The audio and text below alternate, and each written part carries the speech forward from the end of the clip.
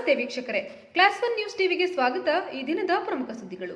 ಯಲಹಂಕ ತಾಲೂಕಿನ ಜಾಲ ಹೋಬಳಿಯ ಬಂಡಿ ಕೊಡಿಗೆಹಳ್ಳಿ ಗ್ರಾಮ ಪಂಚಾಯಿತಿಯ ಕಾರ್ಯಾಲಯದ ವತಿಯಿಂದ ಅರೇಬನ್ನಿಮಂಗಲ ಗ್ರಾಮದಲ್ಲಿ ಗ್ರಾಮ ಠಾಣಾ ಆಸ್ತಿಗಳ ಇಸತ್ತು ಮತ್ತು ಕಂದಾಯ ವಸೂಲಾತಿ ಆಂದೋಲನ ನಡೆಯಿತು. ಈ ಸಂದರ್ಭದಲ್ಲಿ ಬಂಡಿ ಕೊಡಿಗೆಹಳ್ಳಿ ಗ್ರಾಮ ಪಂಚಾಯಿತಿಯ ಮಾಜಿ ಅಧ್ಯಕ್ಷ ಹಾಗೂ ಹಾಲಿ ಸದಸ್ಯ ಜಗದೀಶ್, ಕಾರ್ಯದರ್ಶಿ ಶಿವಣ್ಣ, ಬಿಲ್ ಕಲೆಕ್ಟರ್ ನಾಗರಾಜ್ ಮತ್ತು ಗ್ರಾಮಸ್ಥರುಗಳು ಇನ್ನು ಇತರರು ಉಪಸ್ಥಿತರಿದ್ದರು.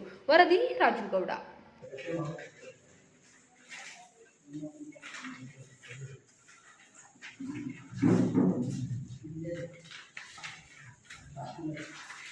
ಜಾಗ ಫೋಟೋ ಇಲ್ಲ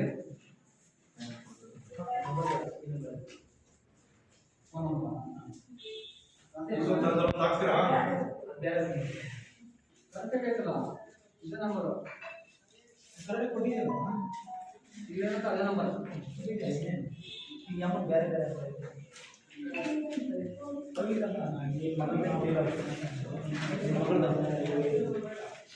ಮಗಳದೇ ಕೊಟ್ಟಿರೋ ನಂಬರ್